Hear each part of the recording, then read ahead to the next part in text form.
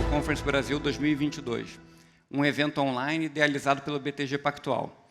Para quem não me conhece, eu sou Fred Pompeu, responsável pelo Boost Lab, hub de negócios do BTG Pactual para empresas de tecnologia, e vou conduzir a agenda desta sala, a Tech Room, hoje e amanhã. Teremos uma programação imperdível, com alguns dos principais nomes de tecnologia do Brasil e convidados muito especiais.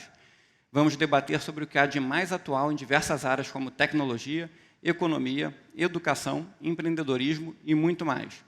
Estou ansioso para começar, mas antes, alguns recados importantes. Gostaria de lembrar que, além da nossa sala, teremos uma programação muito boa, focada em política e economia na Macro Room. Não deixe de acessá-la também quando tiver um intervalo por aqui. Mas não se preocupe, todos os painéis, tanto da Tech Room como da Macro Room, serão gravados e estarão disponíveis no nosso canal no YouTube a partir de amanhã. Também é importante reforçar que aqui em São Paulo, todos que participam deste evento estão seguindo os protocolos de segurança recomendados pela OMS para a prevenção da Covid-19.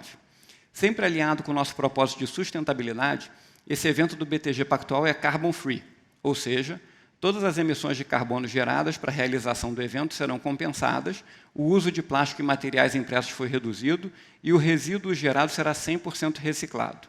Além disso, o valor da sua inscrição será revertido em doações para as ONGs do BTG Soma 3, um programa de aceleração do social do BTG Pactual. E agora, para começar a nossa programação da Tech Room em grande estilo, vamos convidar alguns dos principais especialistas em e-commerce no Brasil para saber quais são as tendências deste mercado para 2022. Recebemos aqui o Thiago Dalvi, CEO e fundador da Olist, e o Estélio Tolda, presidente do Mercado Livre e mentor do Boost Lab. A Olist é um ecossistema de soluções que potencializa as vendas online de milhares de negócios no Brasil e no mundo, desde micro e pequenas empresas até grandes marcas do mercado. Já o Mercado Livre é o maior marketplace da América Latina. Por meio de suas principais plataformas, mercadolivre.com e mercadopago.com, a empresa oferece soluções de comércio eletrônico para que pessoas e empresas possam comprar, vender, pagar, anunciar produtos por meio da internet. A moderação do painel será feita pela Fabiana Arana, sócia do BTG Pactual. Bem-vindos e um ótimo debate para vocês. Bom dia a todos. Estamos aqui hoje com o Estélio Tolda e o Thiago Dalvi.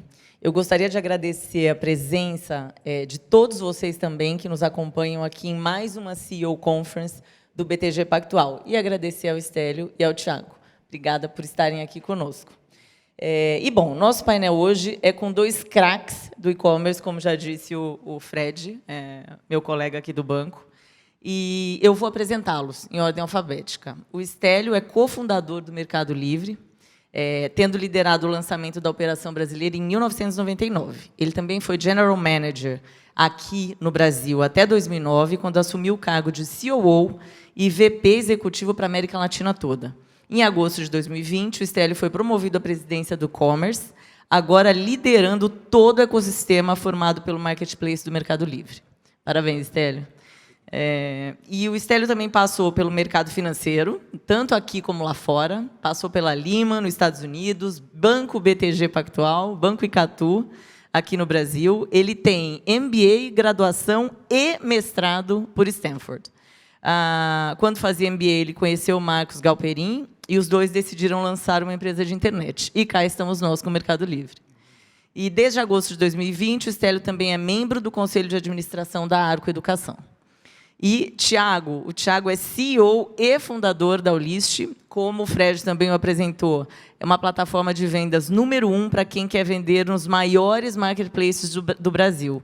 E, Thiago, sua experiência profissional nos últimos 20 anos se tornou uma missão de vida, porque transformar a realidade de centenas de milhares de pequenas e médias empresas no Brasil, fazendo essa conexão dessas empresas com os grandes ecossistemas e as plataformas de e-commerce. Parabéns. Bom, eu sou a Fabiana Arana, eu sou sócia do BTG Pactual, eu faço parte do time de vendas da corretora do banco. E o tema do nosso painel hoje aqui no Tech Room, que já é aqui conhecido de vários anos, termos esse Tech Room na nossa CEO Conference, é tendências do e-commerce em 2022.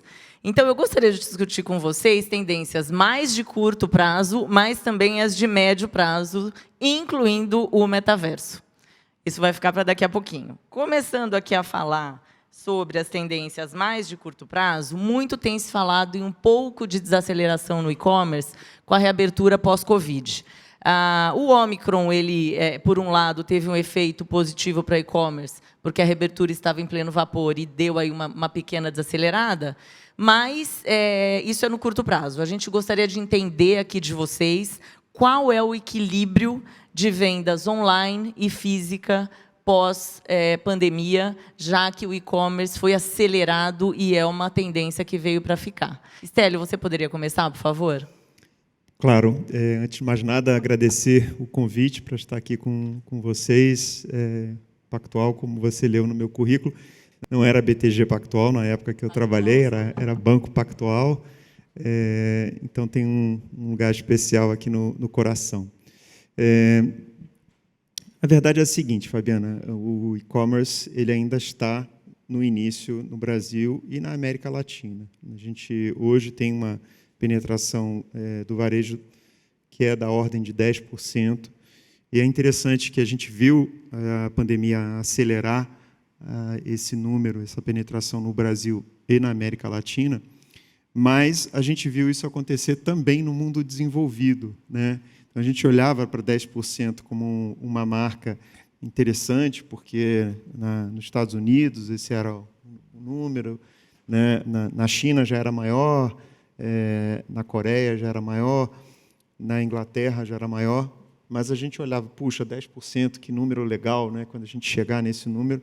Só que esses países também aceleraram e hoje já estão em níveis que já são superiores a 20%, em alguns casos, disse até que na China já chega a 50%. Mas, independente disso, falando do Brasil, eu considero que a pandemia mostrou às empresas que estavam preparadas, sim, para suprir uma necessidade dos clientes, né, dos clientes do mundo online. As empresas que apoiaram também, né, as microempresas para que elas pudessem manter o seu negócio funcionando, como é o caso da Ulisses, como o caso do Mercado Livre também. Então, isso permitiu, sim, acho que as pessoas a experimentarem o comércio eletrônico pela primeira vez. E as experiências têm sido muito positivas, né? Nós investimos muito na logística, eu sei que a Ulisses está investindo também, comprou uma empresa de logística. Então, entendendo a necessidade de entregar cada vez mais rápido, né, de cumprir a promessa, né, de quando diz que vai entregar em até um dia, entregar em até um dia. Então, isso tem demonstrado para o consumidor uma confiança maior com relação ao e-commerce. Então, independente da variante, do curto prazo, esse crescimento do e-commerce veio para ficar e a gente ainda tem, eu acho que, um progresso, um futuro brilhante para o e-commerce nos próximos anos.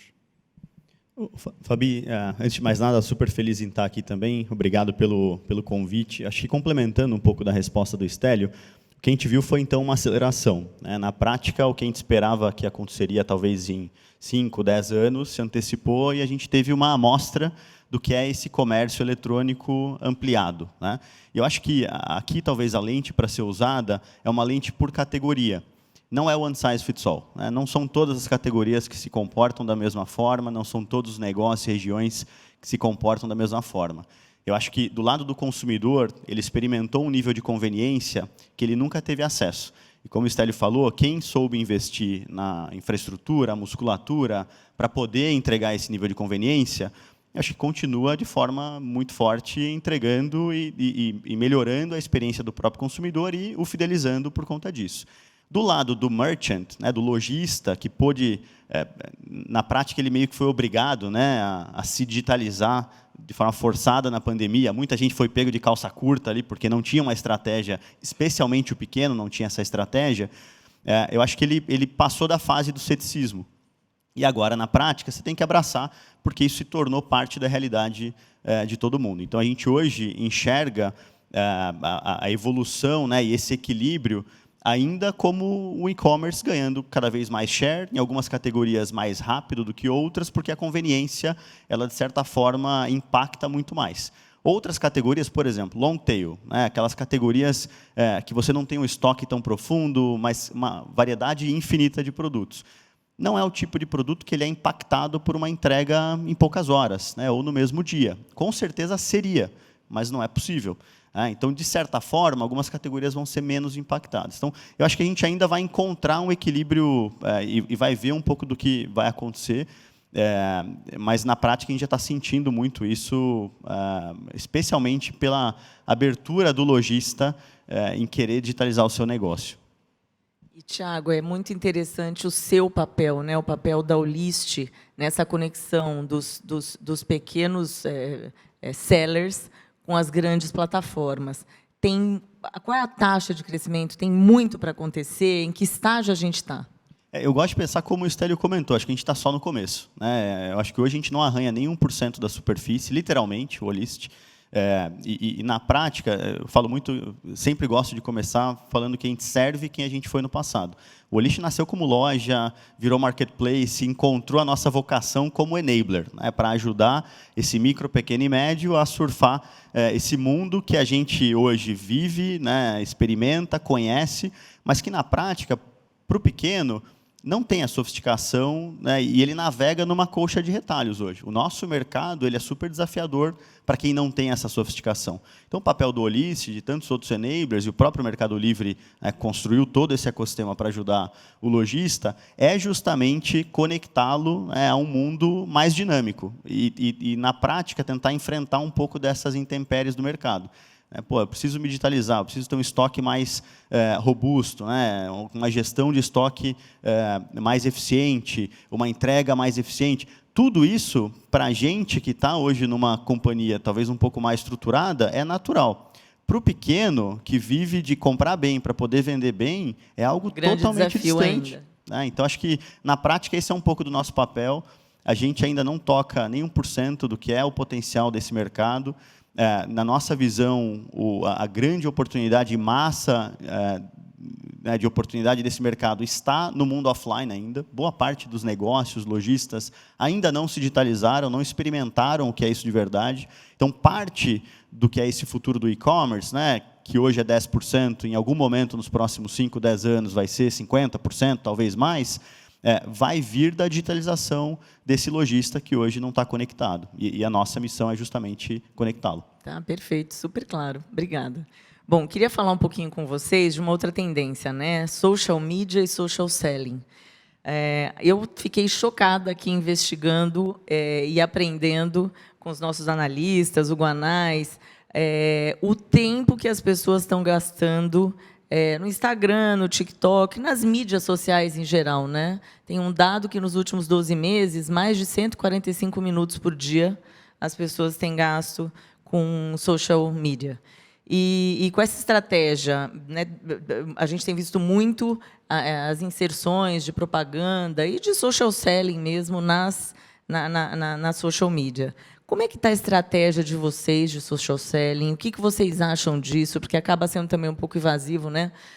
Você está lá na sua hora de diversão e vem alguém querendo te vender um produto. Por outro lado, parece ser um caminho sem volta. Eu mesmo já comprei várias vezes que estou lá no Instagram, clico e compro alguma coisa porque apareceu. Então, queria entender um pouquinho de vocês como é que está a estratégia de social selling, esse engajamento do cliente a um custo cada vez mais baixo, se possível. Então, queria entender um pouquinho. Por favor, Stélio. Isso é uma tendência que veio para ficar, Fabiana. O nosso consumidor ele passa muito tempo, como você disse, nas mídias sociais, e as mídias sociais elas servem, sim, como muitas vezes uma referência para essas pessoas, né? A figura do influenciador, para muitas pessoas, é uma figura importante, né? Então, se tem uma pessoa em quem eu confio, uma pessoa que me fala sobre um determinado produto, eu vou ouvir e, eventualmente, eu vou experimentar. Então, isso sem dúvida, é importante. Mas eu quero comentar dois aspectos, né? Um é o contexto e o outro é a autenticidade, né? Falando sobre o contexto, é importante que as empresas entendam, né, o quanto usar esse canal. Ele é um canal, sim, de acesso, e é um canal onde a venda efetivamente pode se concretizar também, então ele contribui para crescer, né, as vendas da empresa. Mas é importante entender por que a pessoa está ali e em que momento você vai falar com a pessoa, né? Porque corre o risco, como você bem dizia, de que a empresa se torne invasiva e viola esse contexto. Eu já ouvi, né, o Facebook ia lançar o comércio, isso vai ser, né, vai revolucionar, vai acabar com os marketplaces, e não foi nada disso, porque as pessoas entram no Facebook pensando em primeiro lugar, ou entram no Instagram, não em comprar, né? Elas pensam em se divertir, em passar o tempo, em olhar para a vida dos outros, né? Mas não necessariamente em comprar. Então, por isso que o contexto é importante. E a autenticidade tem a ver também, quando eu falava até sobre influenciadores, sobre realmente o que aquela pessoa representa e o que, eventualmente, a marca representa para aquela pessoa. Eu acho que o consumidor ele não é bobo, o consumidor ele consegue entender quando a venda é forte demais e a venda não é autêntica, né? Quando é só uma venda patrocinada, versus o que é realmente orgânico, o que é autêntico, o que é real. Então, essa é uma preocupação que a gente tem quando a gente entra nesse mundo. A gente já tem o Live Commerce, por exemplo, no nosso aplicativo. A gente tem testado muito, tem feito com os nossos vendedores, né, e é muito bacana quando eles fazem, porque eles estão falando de produtos que eles conhecem. Então, aí tem esse elemento da autenticidade, né? E isso faz total diferença. Enfim, eu acho que é uma coisa que veio para ficar, mas a gente, como qualquer coisa, a gente precisa usar com moderação.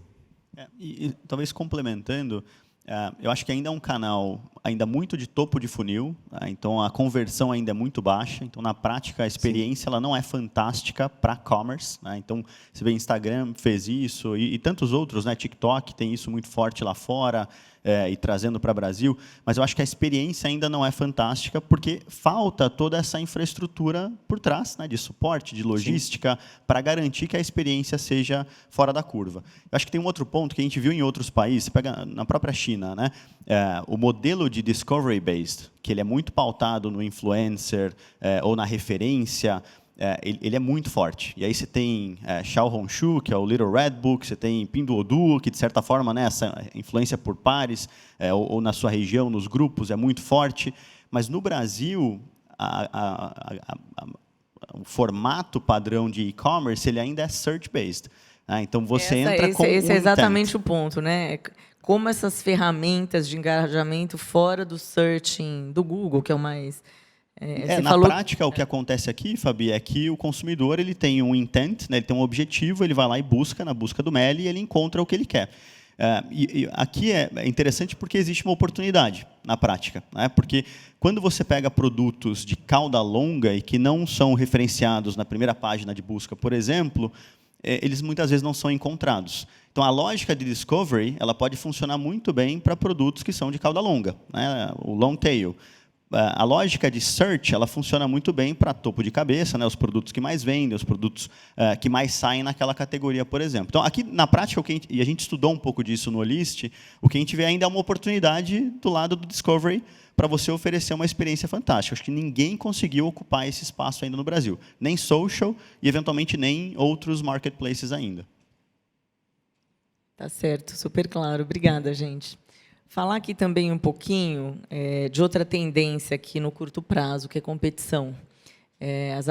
Muitas ações de e-commerce, de startups de uma maneira geral, elas sofreram recentemente aqui lá fora por conta de aumento de taxa de juros, ou expectativa de aumento de taxa de juros e competição. A gente ouviu isso muito dos clientes de equities, principalmente aqui no Brasil, com Shein, Shopee, não só a competição dos e-commerce brasileiros, Alibaba, e a dimensão e a rapidez com que esse pessoal está chegando no Brasil.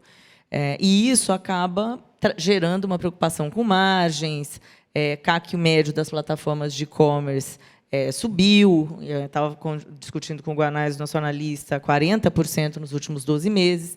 Então, queria ouvir um pouquinho de vocês. Thiago, se você quiser começar, como é que vocês como é que vocês estão vendo esse cenário competitivo um pouco mais desafiador, principalmente dos estrangeiros? Obrigada. Claro. Bom, na prática, a gente vê que ainda é um mercado muito dinâmico, né? Existem muitas empresas, de alguma forma, tentando conseguir o seu lugar ao sol, algumas mais agressivas do que outras, né? Acho que você mencionou alguns nomes, próprio Shopee, Shein, enfim, tem vários outros que querem entrar no Brasil e, de alguma forma, estão sendo muito agressivos. Na prática, Fabio, o que a gente vê é que todo mundo, de uma forma ou de outra, vai ter que construir toda essa estrutura e se adequar à regulamentação, se adequar ao formato de se fazer negócio aqui no Brasil. Então, eu acho que, na prática, todos têm uma estratégia de entrada muito agressiva, mas, em algum momento, você tem que buscar esse equilíbrio até para poder, né, equacionar um negócio que pare de pé, olhando para o futuro, né? Então, a gente vê, sim, alguns players hoje que estão surfando um pouco dessa onda da entrada, mas, ao mesmo tempo, já começam a reestruturar até a estratégia, voltando a cobrar comissão. Não dá para você trabalhar sem comissão, né, sem limite, né? Então, eu acho que... E aí, por outro lado, você vê outros players muito consolidados, né? Como é o caso do próprio Mercado Livre, né? Que já está há muito tempo, é o grande líder de mercado hoje e construiu todo esse ecossistema. Mas eu acho que o Stélio é a melhor pessoa para falar disso, né? Stélio, isso é interessante, porque outro dia eu estava conversando com uma amiga que mudou para o Piauí. Aí ela falou, puxa, eu compro muito no Mercado Livre, mas eu também compro muito na Amazon, porque com o meu Amazon Prime... eles me entregam aqui, eu pago só X, eu esqueci agora o valor, mas é um valor realmente muito baixo, anual, para o Prime aqui no Brasil também. E, olha, eu não pago, né? Lá no Piauí eu não pago entrega. Então, e a Amazon, lembrando aí o que o Thiago falou, a gente já discutiu N vezes a entrada da Amazon em vários mercados pelo mundo, e que alguns realmente são mais desafiadores, para que dê certo, né? Então, queria ouvir de você, que é um gigante aí do e-commerce. Fabia, eu brinco assim, se eu ganhasse R$1 para cada vez que se falasse da concorrência, eu fazia IPO na física. Eu já era blue chip. Mas, assim, brincadeira à parte, né? A concorrência é algo que a gente respeita e convive desde o início, né? A gente tem 22 anos, indo para 23 anos de história, e sempre foi um mercado muito concorrido, tá? A gente nasceu como site de leilão, a gente já viu compra coletiva, a gente viu classificado gratuito, a gente viu a Amazon, agora a gente vê os asiáticos. Então, assim, a gente tem muita tranquilidade com relação à concorrência. Eu acho que isso o que faz é que a gente, sim, evolua. O Thiago estava dizendo agora há pouco, né, desse padrão asiático de trabalhar a descoberta, o discovery, que é muito interessante, e a gente tem aprendido com eles. Acho que tem algo aí para a gente, sem dúvida, fazer. Falei que a gente já está fazendo live commerce, que é algo que lá já está bem difundido. Então, não existe uma preocupação específica com o concorrente, eu acho que nos obriga, sim, a evoluir. Aliás, um aspecto interessante do nosso mercado, e eu não estou falando só do Brasil, mas da América Latina, a América Latina reúne uma condição interessante, que já é um mercado muito relevante e é um mercado que cresce muito. Então, é difícil ter essa combinação. Acho que nenhuma outra região do mundo você tem essas duas coisas acontecendo ao mesmo tempo. É natural que a gente tenha players entrando. Aliás, a gente tem players entrando em segmentos que estavam talvez pouco explorados, né? Baixa renda, tickets baixos. É claro que eles estão investindo rios de dinheiro para tornar isso viável, né? Viável do ponto de vista do consumidor consumir, mas não viável do ponto de vista econômico, né? Então, acho que o Thiago até falava sobre isso. O que a gente vai imaginar daqui para frente é, sim, alguma racionalização com relação ao investimento que as empresas fazem. E a experiência, no fim das contas, é o que vai fazer a diferença entre as empresas. O consumidor é soberano. O consumidor decide a um clique de distância se ele quer ou não comprar alguma coisa em determinado lugar, se não quiser, se o preço não é bom. mudar né, de lugar. Então, hoje, as empresas têm, sim, que trabalhar em toda essa infraestrutura para poder oferecer essa melhor experiência. Stélio, esse é um ponto interessante. Pegando o gancho aqui do que você falou, da qualidade do produto, da velocidade da entrega, queria discutir com vocês um pouquinho o ecossistema, né? Eu lembro que uns 5 anos atrás eu fiz um curso do Alibaba, até comentei com você, né, da Alibaba University, que veio para cá, lá no BTG. Foi interessante, e só se falava disso, e de você agregar todos os tipos de serviço possíveis para você encantar o cliente e trazer o cliente para você. Como é que está isso para vocês, Stélio, para vocês, de uma maneira geral? Qual que é a estratégia de vocês para serviços, para esse ecossistema, seja logística, crédito, né, com o Mercado Pago, que já está bem relevante? Queria entender como melhorar o ecossistema para continuar encantando esse cliente, por favor. Eu acho que, como eu dizia, a experiência é o que faz toda a diferença para o consumidor. Mas essa ideia de ecossistema que a gente tem, ela não é nova. Eu estava até voltando no tempo aqui, lembrando, a nossa grande inspiração para o Mercado Pago, ela aconteceu lá atrás, em 2002, quando surgiu o PayPal, até que foi adquirido pelo eBay, que tinha sido a nossa inspiração para o Mercado Livre, né? Então, o eBay adquiriu o PayPal em 2002, com a intenção de ter, sim, um meio de pagamento que fosse integrado à sua plataforma, entendendo que o PayPal também era um negócio à parte, não existia só por conta do eBay. Quando o Alibaba depois surge e lança o Alipay, eu acho que a gente tem ali um exemplo dessa visão de que era importante oferecer serviços para os clientes. No nosso caso, a gente pensou sempre em resolver fricções, né? O Mercado Pago foi lançado por conta de uma grande fricção que existia nas transações, que era como se fazia o pagamento, como o comprador pagava o vendedor. Aliás, veio resolver uma outra fricção também, que era como a gente recebia a nossa comissão, né? E foi essencial para o Mercado Livre, até para a sustentabilidade do negócio, a gente ter lançado o Mercado Pago, que a gente lançou em 2004, né, para ter uma ideia de como é antigo. Mais tarde, quando a gente viu a fricção nas entregas, a gente lançou o Mercado Envios e investiu tudo que a gente tem investido nos últimos anos para ter centros de distribuição, logística com caminhões, vans, até aviões a gente tem. Qual é a fricção hoje? Pois a gente está sempre trabalhando nas próximas, né? Sempre pensando naquilo que pode melhorar. A descoberta, eu acho que é uma delas, né? A gente tem hoje um sistema que funciona muito bem, como o Tiago bem disse, para aqueles produtos de topo, né? Mas não muito bem para os produtos de cauda. E o Mercado Livre é feito de milhões de produtos e de milhares, centenas de milhares de vendedores, de milhões até de vendedores. Então, realmente é preciso, acho que, trabalhar nessa fricção. Por isso, tudo que a gente está falando aqui sobre live commerce, né, tudo isso é muito importante olhando para o futuro. Mas, enfim, business ecosystems, ecossistemas de negócios, não é uma novidade. Eu acho que a tendência é, sim, a gente oferecer cada vez mais serviços.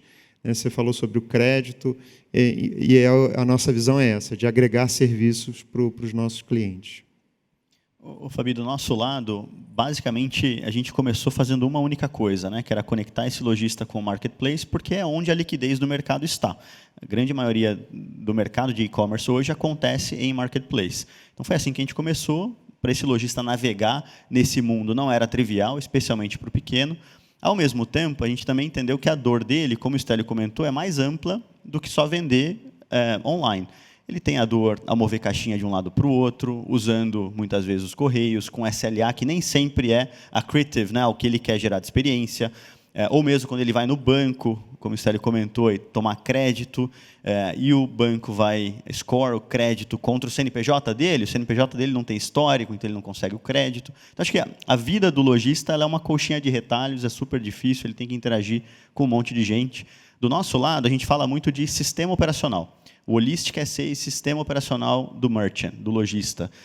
E por isso, a gente anunciou recentemente alguns investimentos, né, e alguns M&As.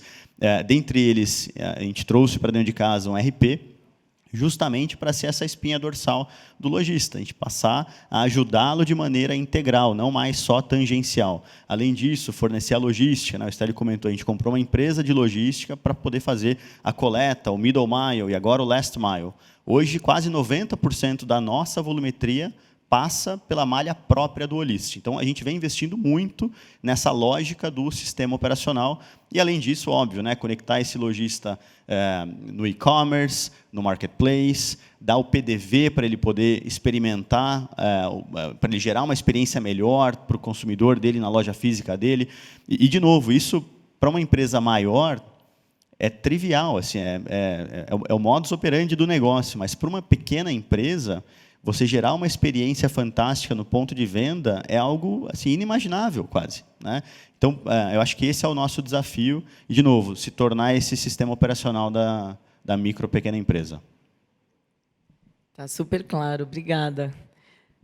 Queria tocar em um outro ponto que tem sido muito relevante do lado dos investidores, que é a regulamentação na China, né? Regulamentação para e-commerce, startups de uma maneira geral, fintechs. Então, queria ouvir de vocês um pouquinho, né? Dada a relevância da China para o mercado global, o que esperar aqui no Brasil, quais são as dores aqui em termos de regulamentação que são diferentes de lá, o cenário é melhor, mais... Eu queria ouvir um pouquinho de vocês sobre regulamentação. Stélio, por favor. Se me permite começar. São sistemas de governo bem diferentes, né? Eu acho que eu começaria por aí. Eu falo não só do Brasil, posso falar da América Latina. A gente tem presença em 18 países da região. O que aconteceu na China é muito particular. Na China, quem manda é o Partido Comunista, e você, de alguma forma, tentar desafiar isso gera problemas, né? Eu acho que o que aconteceu no caso específico ali de alguns empreendedores, de algumas empresas, tem a ver com isso. A questão de regulamentação, né, no Brasil e na América Latina, ela existe, ela é inerente a tudo o que a gente faz, principalmente quando a gente ganha tamanho e relevância, né? Então, por exemplo, eu vou citar o Mercado Pago, que é, né, um dos dois pilares de negócio aqui, o commerce de um lado e a fintech do outro, serviços financeiros. Ela é uma empresa regulada em todas as suas atividades, desde o início, né, começando com uma instituição de pagamento, que a gente precisou de uma licença do Banco Central, a nossa financeira, que oferece crédito, a gente precisou uma segunda licença para oferecer crédito. Hoje a gente tem o Open Banking, né? Ontem a gente até anunciou que a gente já está funcionando como iniciador de pagamento, que é outra figura nova. Então, assim, estamos falando de um setor, vocês sabem melhor do que eu até, que é altamente regulado, né? Então, não falta regulação no Brasil, eu diria. Desde sempre, a gente tem, e eu adiciono, né, a minha resposta, não só no Brasil, na América Latina, a mesma coisa. Aliás, o Brasil tem pautado algumas empresas na América Latina. Muitas delas se espelham naquilo que a gente está fazendo aqui para também criar as suas leis de proteção de dados, por exemplo, e assim por diante. Então, eu não acredito que o que está acontecendo na China necessariamente vá mudar, né, vá acelerar um processo de regulamentação. Ela já é inerente aqui ao nosso mercado há muito tempo. E eu acho que tem um outro lado dessa moeda, que é o nosso sistema tributário, fiscal, né, que, ao mesmo tempo, é um impeditivo absurdo do próprio e-commerce, né? Se você for olhar modelo de substituição tributária, ou você quer montar uma operação de fulfillment, ou quer localizar o seu estoque perto do consumidor, é um pesadelo. É um pesadelo, né? E se você quer incluir outros players nessa relação, por exemplo, o Holistic quer ser parceiro do Mercado Livre para investir junto no Melifool, por exemplo, um exemplo aqui, né? Hoje não é possível, porque existe uma trava fiscal no Brasil que não permite fazer isso. A gente estava conversando isso outro dia, né? Então, acho que a gente ainda sofre no Brasil com também excessos, né? Ou até sistema legado, que se você não parar para repensar para o momento que a gente vive de economia, a inovação não acontece. Então, acho que hoje tem muita coisa que simplesmente não existe, porque no Brasil é diferente. A gente começou a operação no México agora, e no México você não tem muitos desses entraves tributários. O modelo do Olist no México é totalmente diferente.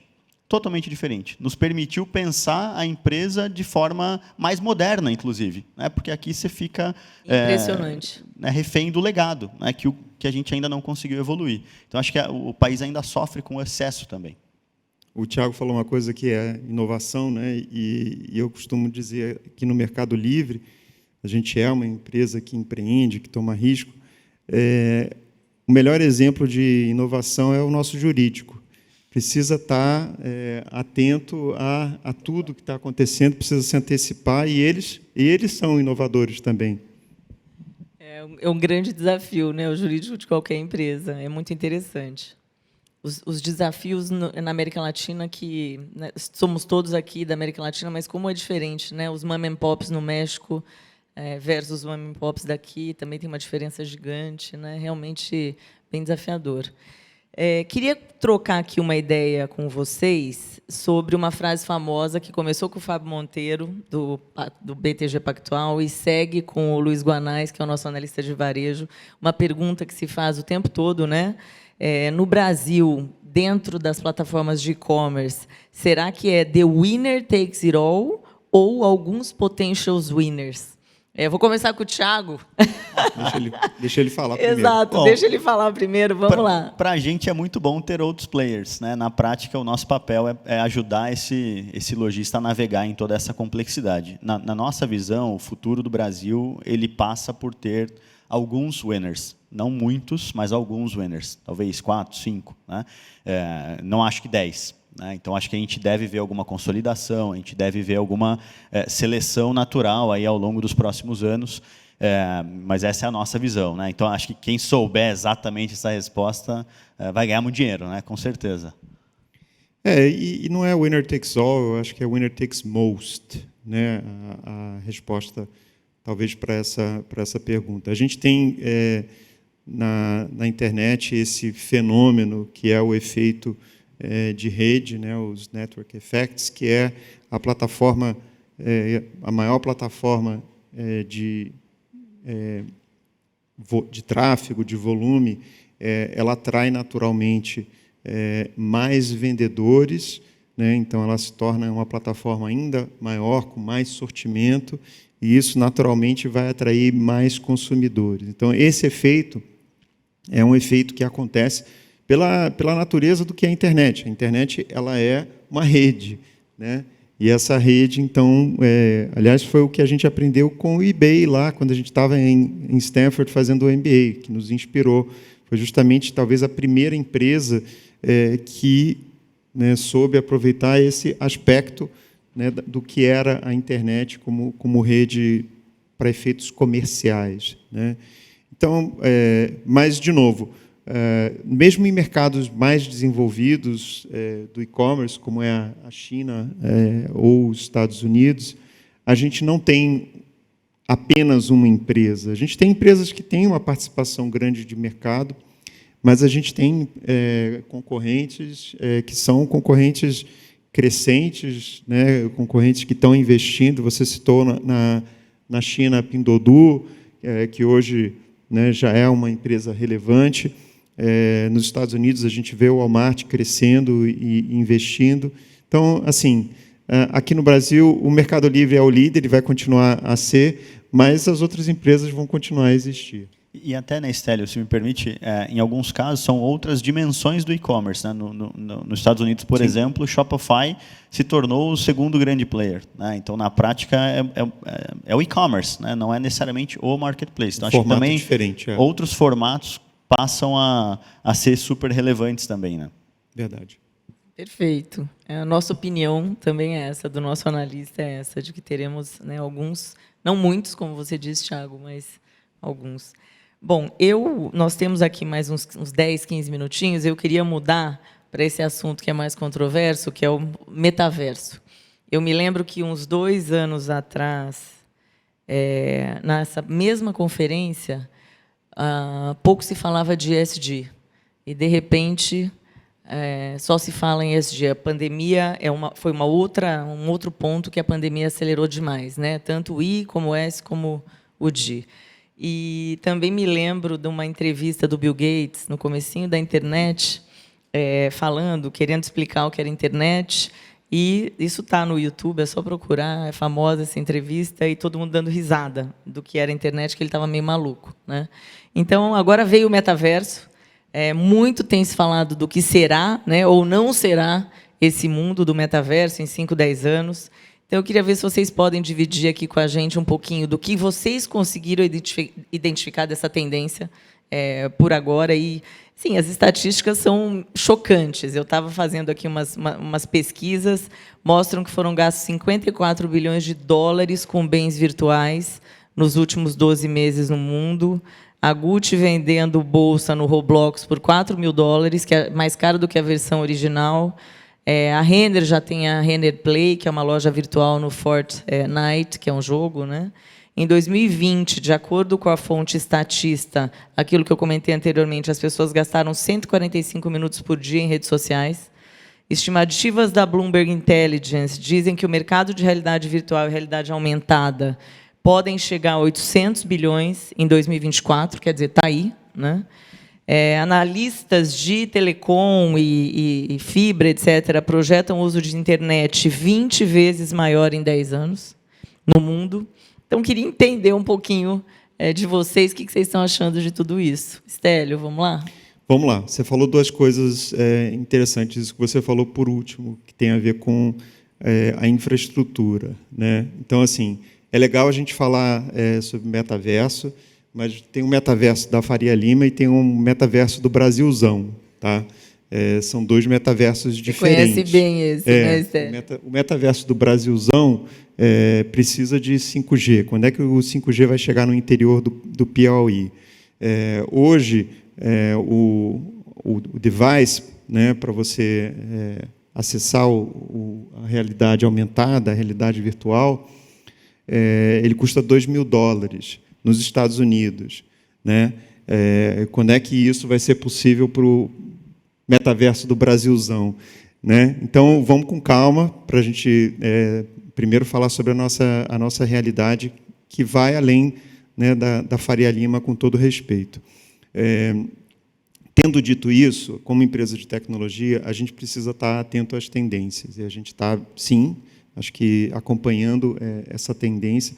Quando ela se tornar uma tendência realmente massificada, ou perto disso, é preciso que a gente tenha uma resposta para ela, né? E a nossa arquitetura é uma arquitetura aberta, é uma arquitetura propositalmente que acompanha essas evoluções. A gente precisou, na nossa história, né, de quase 23 anos, fazer uma grande transformação, porque a gente surgiu num mundo que tinha 3% de penetração de internet no Brasil e na América Latina, internet de escada, né? Para hoje está tudo na palma da mão. Essa foi uma transformação que a gente precisou viver. Olhando para frente, a gente tem que acompanhar, a gente tem que ver, talvez o óculos de $2.000 se torne, né, um óculos de $100 daqui a alguns anos. Isso parcelado em 24 vezes, dá para o Brasilzão comprar, né? Então, a gente precisa, sim, acompanhar. A tecnologia 5G está aí, ela vai se disseminar. Um dado interessante é que, daqui a 8 anos, mais de 50% da população do mundo já vai ser da geração Z. Então, eu que não sou da geração Z, eu posso olhar para esse negócio de metaverso e dizer, pô, mas esse troço não tem nada a ver, eu não vou passar nem 10 minutos com esse óculos na minha cara, enquanto alguém da geração Z já está fazendo isso hoje, né? Então, é preciso também a gente acompanhar como o mundo muda. Isso é bem verdade, né, Estélio? Quando a gente conversa com os mais jovens com relação a cripto, não com relação a metaverso, mas a cripto. Nas nossas carteiras, provavelmente, ninguém tem cripto, né? Eu tenho. Você tem. Tem um pouquinho Você é também. Mercado Livre. Os dois são super tech aqui. Mas tem muita gente que não tem. A grande maioria não tem, dos meus amigos, né? Teve uma amostra outro dia que foi interessante, todo mundo tentando prestar atenção. E os agentes autônomos, quando você conversa, eles falam que todo mundo aí de 20 a 30 já é padrão. Não, eu quero ter 5% em cripto. Que nem ter ação para a gente ali atrás. Não, eu quero ter cripto. Então, é muito verdade o que você disse. Aquilo que a gente acha que, para a gente, né, um pouco mais velhos, que somos um pouco mais velhos, mas que essa nova geração Z já está ali plugada e está achando tudo normal. É realmente geracional. Tiago. Só para complementar a resposta do Stélio, acho que quando a gente pensa em metaverso, a gente pensa muito aquela coisa da realidade ampliada, virtual, né? Que hoje é uma experiência frustrante, na verdade, né? Para quem teve essa experiência, e muito limitante também, né? Então, não é uma coisa que te expande a capacidade de alguma... Não é. Mas, em algum momento, isso vai ser, né? Então, acho que a gente precisa acompanhar realmente essas aplicações e o impacto disso no nosso negócio e nas múltiplas dimensões de negócio. Acho que isso tem potencial de revolucionar a educação, entretenimento, saúde, games, né? Você citou alguns exemplos de games, Fabi, já é impactado, né? É uma extensão natural do universo de games. Então, de alguma forma... Eu acho que a gente vai ver isso acontecendo em alguns segmentos antes. Games é um que já está acontecendo, né? Já é um mercado gigantesco. Em algum momento, isso tende a permear outros setores. Mas acho que sempre para tentar levar uma experiência melhorada, ampliada, mais bacana para o consumidor, ou, enfim, para quem quer que seja, né? Então, acho que é um pouco da nossa expectativa também, né? Então, de alguma forma, acho que é uma nova infraestrutura que te permite construir coisas que hoje você não consegue experimentar naquele formato. Mas ainda é muito cedo, né? Então, eu acho que mesmo quem está construindo essa infraestrutura ainda não consegue dizer exatamente como vai ser. Então, acho que, na prática, a gente precisa acompanhar realmente nesse momento. Assim. E para encerrar essa discussão, cripto, mercado pago, como é que vocês estão enxergando? Cripto já é uma realidade para a gente. Hoje, na carteira Mercado Pago, você com R$1 já consegue investir em cripto. A gente disponibiliza Bitcoin, o ETH e até um stablecoin que é atrelado ao dólar. Então, hoje, se você quiser investir em dólar na sua carteira Mercado Pago, você pode comprar, e a gente tem visto, né, o número de usuários crescer de forma vertiginosa. Qual a idade desses usuários comprando? De todas as idades, tá? Mas sim, existe uma tendência dos mais jovens. Então, hoje, para efeito de transação, para efeito de compra e venda e guarda, digamos, a gente já disponibiliza. A gente ainda não oferece o pagamento através de criptomoeda, que é algo que nos perguntam, algo que está aí sendo estudado para frente. Hoje é uma moeda que é volátil, né? As criptomoedas são voláteis para efeito de você estabelecer o valor de um determinado bem, mas já é uma realidade e vai se tornar cada vez mais no nosso entendimento. Acho que dá para fazer muita coisa dentro desse universo. Obrigada, Estélio. Fabi, acho que tem uma oportunidade em cripto, obviamente, né, onde ela tangencia a commerce, que é super interessante e pode disrupt a forma de se fazer negócio em alguns setores. Então, por exemplo, passagem aérea. Hoje, quando você compra e quer remarcar ou quer cancelar, muitas vezes você é penalizado por isso, você nem consegue, né? Então, você vai lá e perde a sua passagem. Se eu tokenizo a minha passagem aérea, e por que não revender isso para o Stélio, que precisa ir para o mesmo lugar, na mesma data, e eu vendo isso para ele? Cripto, de alguma forma... transformacional.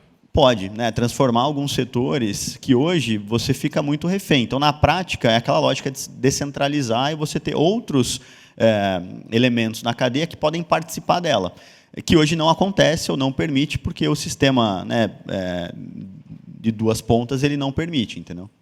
Tá certo. E olha, nosso tempo acabou. conversa tá ótima, uma pena. Uma pena. Mas, olha, super obrigada aos dois, foi super interessante. E o conteúdo, eu imagino que esteja no YouTube, para quem não pôde assistir a toda a discussão aqui. Muito obrigada, Estélio, muito obrigada, Thiago. Obrigado. Obrigado. Bom dia, gente. Bom dia e obrigada a todos que estão aqui conosco no YouTube. Obrigada.